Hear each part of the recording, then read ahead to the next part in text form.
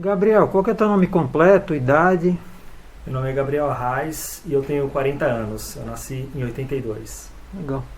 E começou primeiro a fazer desenho, depois a fazer roteiro? Como é que foi essa trajetória aí? Sim, eu comecei desenhando na escola e fazia muito ilustração, mas quando eu comecei a aprender a ler, eu me interessei por roteiro. Eu gostava de fazer redação e de desenhar, mas o desenho veio antes. Legal. E quadrinho, o que você curte? Assim, o que você curtia? O que te interessou no quadrinho? Ah, legal. No começo eu curtia muito os quadrinhos da Abril, assim, me interessei muito pelo gibi do Hulk. Comecei a colecionar lá pela edição 82, 84 da antiga Abril. Aí depois eu conheci os X-Men. Aí quando eu conheci X-Men, eu viciei e eu coleciono X-Men e leio até hoje. Mas foi com o Incrível Hulk que comecei no mundo dos quadrinhos a ler. Legal. E quando é que foi o salto, assim? Foi, poxa, eu gosto tanto de quadrinho, posso começar a escrever sobre escrever quadrinhos, né? Como é que foi isso? Antes disso eu comecei a fazer alguns fanzines na época da escola, que eu mesmo desenhava e escrevia. Aí durante a adolescência eu me interessei por outras coisas, parei de fazer quadrinhos, fui tocar em banda de rock e tal. E aí, quando eu fui fazer faculdade, eu pensei em quadrinhos, mas meio que não tinha um mercado de roteirista de quadrinho no Brasil. Então eu fui fazer faculdade de audiovisual para aprender bem roteiro.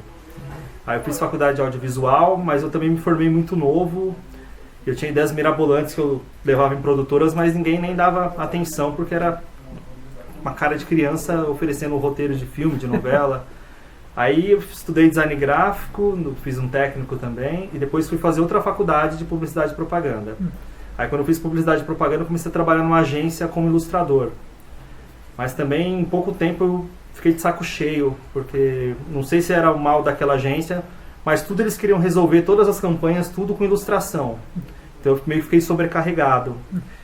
E foi aí que eu pensei, assim, eu comecei a ver alguns roteiristas nacionais só assim, lançando quadrinho independente.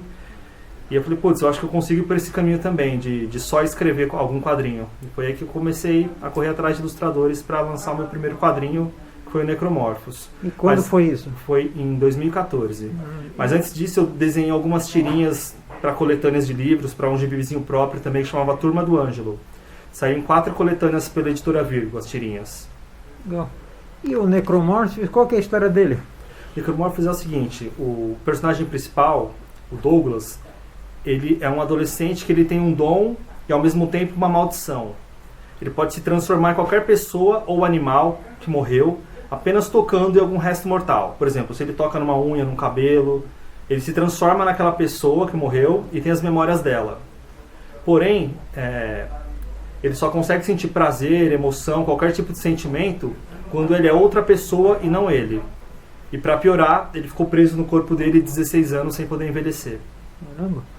E quantos volumes já saíram dessa série? Até agora a gente está no número 4. O número 1 foi desenhado pelo Magenta King. E o Abel ilustrou o 2, o 3 e o 4. Porém, a gente lançou esse quadrinho no ano retrasado nos Estados Unidos, durante a pandemia. E para sair a série completinha lá, com o mesmo ilustrador, né, para não ter uma mudança muito bruta assim, do 1 para o 2, o Abel redesenhou a número 1. Então nos Estados Unidos saiu a número 1, 2, 3, 4 com o traço do Abel.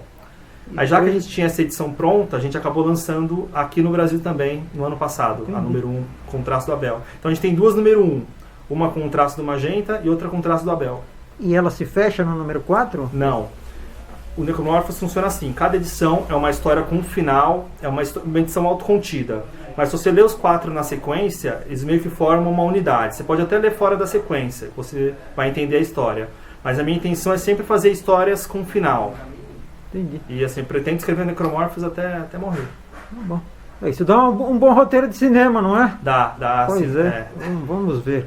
E qual foi a receptividade do personagem? O pessoal que comprou, que conhece o personagem, qual que é a receptividade legal. dele? Assim, no Brasil, assim, tem muita gente que é muito fã, já é o quadrinho independente preferido de um monte de gente. Nos Estados Unidos também, a gente recebeu muitas críticas boas, assim, muitos canais falando bem. Eu não esperava que fizesse tanto sucesso como fez nos Estados Unidos. E a gente vai relançar agora nos Estados Unidos com a versão colorida. E quem está colorindo é o Omar Vignoli.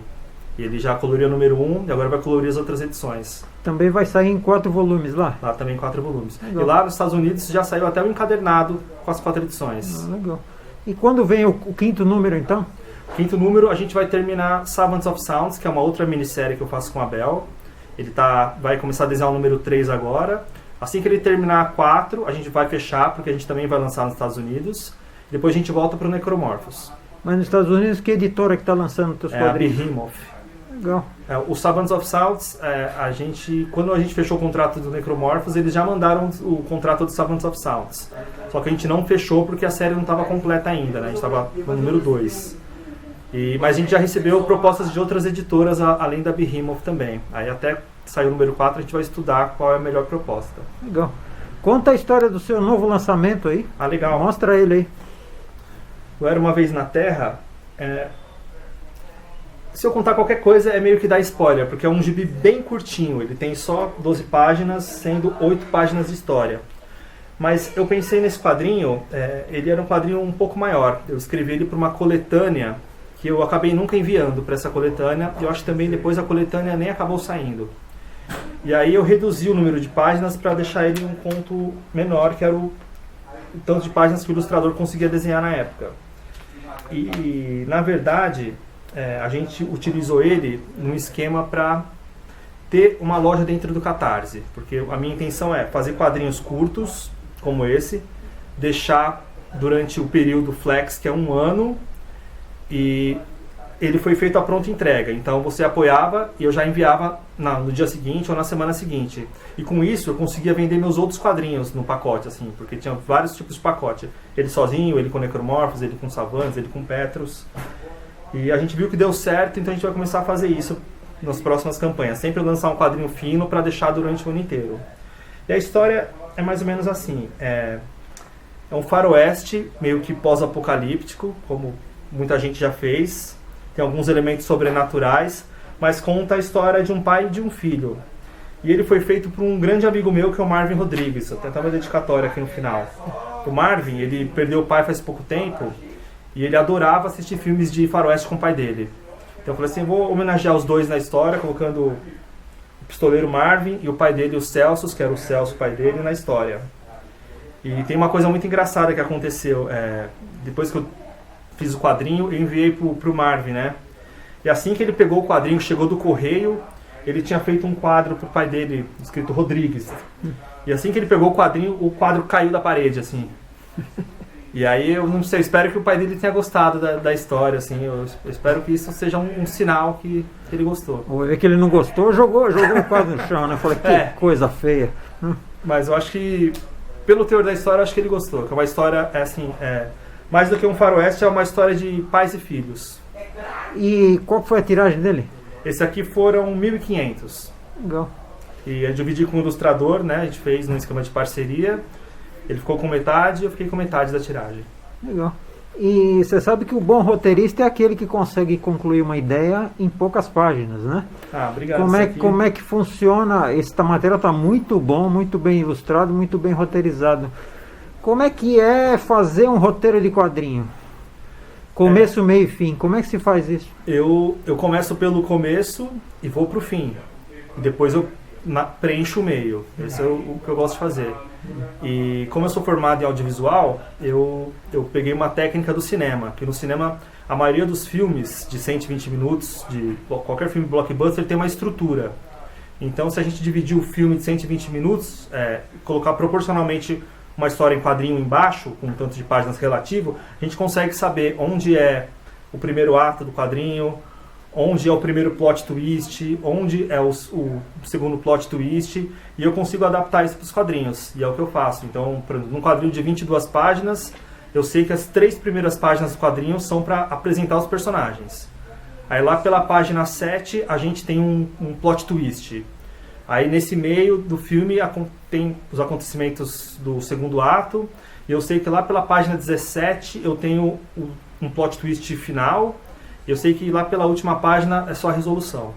Então essa é mais ou menos uma estrutura que eu utilizo. Assim, eu tento deixar ela meio escondida, mas falando agora, se você pegar a maioria dos meus quadrinhos, você vai ver que tem uma estrutura ali meio de roteiro de cinema. Legal. E como é que a gente entra em contato com você pela internet para adquirir os quadrinhos, conhecer o teu trabalho? Ah, legal. Tem o perfil da RQT Comics no Instagram também tem o site rqtcomics.com, mas você encontra a maioria dos meus quadrinhos na maioria das lojas de quadrinhos de São Paulo e também através da Amazon. Mas se você mandar me achar no Facebook ou no Instagram, pode mandar mensagem que eu respondo também. Eu também posso vender diretamente.